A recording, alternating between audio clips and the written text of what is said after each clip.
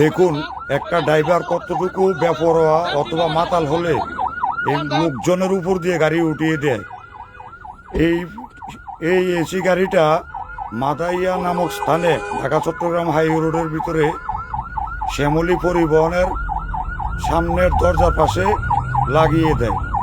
যখন শ্যামলী পরিবহনটা তাকে দৌড়িয়ে ধরার জন্য চান্দিনা নামক স্থানে এসে আটকায়, তখন সেই লোকজনের উপরে গাড়িটা উঠিয়ে দেয় আর পালিয়ে যাওয়ার জন্য চেষ্টা করে।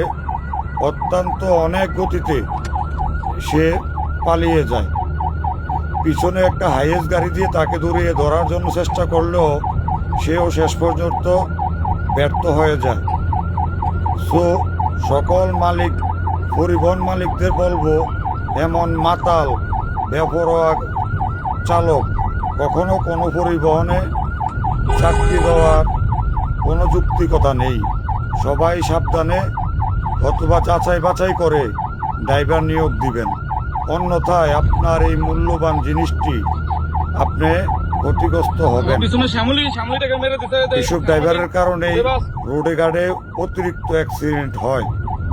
আমাদের সকল পরিবহন মালিক ভাইদেরকে অনুরোধ রইল, ড্রাইভারকে যাচাই বাছাই করে ট্রেনিং নিয়ে তারপরে যাতে চাকরি দেওয়া হয়, অন্যথায় আপনার এই কোটি টাকা দামের গাড়িটি একটা ড্রাইভারের ভুলের কারণে আপনি পথে বসে যেতে পারেন।